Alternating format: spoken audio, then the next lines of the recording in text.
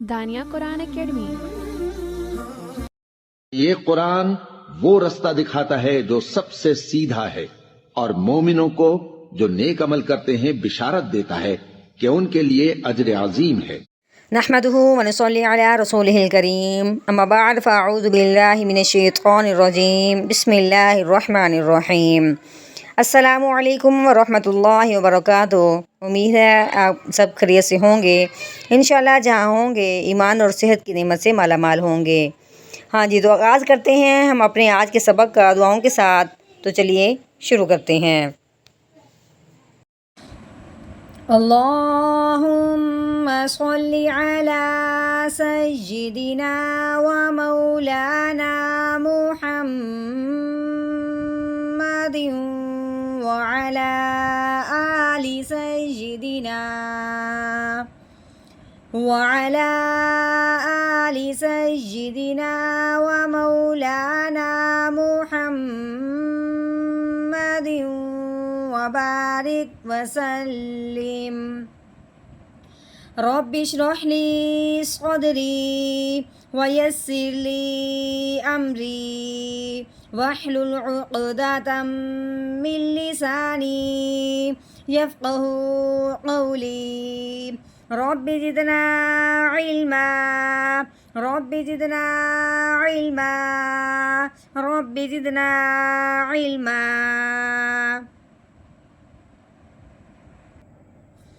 اعوذ باللہ من الشیطان الرجیم، بسم اللہ الرحمن الرحیم۔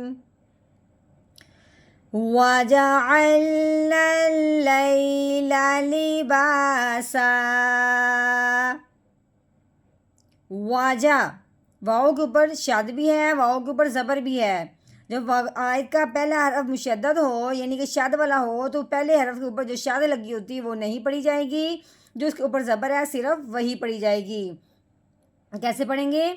واؤ زبر وا، جیم کے اوپر زبر ہے، جیم زبر جا، واجا، عین کے اوپر زبر، لام کے اوپر جزم آنے کی وجہ سے لام ساکن ہو گیا۔ اب ہم نے عین کو لام ساکن کے ساتھ ملاتے ہوئے پڑھنا ہے۔ عین لام زبر عل، وجعل، نون کے اوپر زبر ہے، آگے یہ الف نہیں پڑھا جائے گا، یہ الف بھی نہیں پڑھا جائے گا، آگے یہ جو لام مشدد ہے یہ پڑھا جائے گا۔ یہ الف اس لیے نہیں پڑھا جائے گا کہ آگے لے حرف جو ہے وہ شد والا ہے، اگلا حرف مشدد ہے۔ اگر ہم اس الف کو ملا لیتے ہیں پھر لام کے ساتھ ملنے والا کوئی حرف بچے نہیں گا، اس لیے اب ہم نے نون کو لام مشدد کے ساتھ ملانا ہے۔ نون لام زبر نل، وجعلنل، لام کے اوپر زبر، اگر یا کے اوپر جزم آنے کی وجہ سے یا ساکن ہو گیا۔ اب اس یا پہ کیا ہو رہا ہے؟ لین کا قاعدہ جاری ہو رہا ہے، یعنی کہ یہ یا ساکنہ ہے، یا کے اوپر جزم آنے کی وجہ سے یا ساکن ہو گیا۔ اب یا ساکن سے پہلے حرف پہ جب زبر ہوتی ہے تو اس یا ساکنہ پہ لین کا قاعدہ جاری ہوتا ہے، یعنی کہ اب ہم نے اس کو نرمی سے ادا کرنا ہے، کھینچتے ہوئے جھٹکا لگاتے ہوئے بالکل نہیں پڑھنا۔ تو کیسے پڑھیں گے؟ لام یا زبر لئی، کیسے پڑھنا ہے؟ لئی، آگے لام کے اوپر زبر ہے، لام زبر لا، لیلا، وجعلنا اللیل، آگے یہ لام کے نیچے زیر ہے، لام زیر لی، با کے اوپر زبر ہے، آگے کیا ہے؟ الف۔ الف سے پہلے حرف پہ جب زبر آ جائے تو اسے ایک الف کے برابر لمبا کیا جاتا ہے، یعنی کہ اب مطلب یہ ہوا کہ اس با پہ اس الف پہ مد کا قاعدہ جاری ہو رہا ہے، یعنی کہ لمبا کرنے کا۔ کیسے لمبا کریں گے؟ با الف زبر با، لی با۔ اب یہ سین کے اوپر تنوین آ گئی ہے، اب ساتھ ہی کیا ہے؟ آگے وقف۔ اب پہلے ہم تنوین پڑھیں گے پھر وقف کی بات کریں گے۔ سین دو زبر سن، لیباسن۔ ہاں جی، اب آگے وقف۔ وقف کی صورت میں اب ہم نے کیا کرنا ہے؟ کہ یہاں پہ اب ہم نے مد کا قاعدہ جاری کر دینا ہے. وہ کیوں؟ اس لیے کہ وقف کی وجہ سے تنوین کی ایک زبر جو ہے وہ گر جائے گی.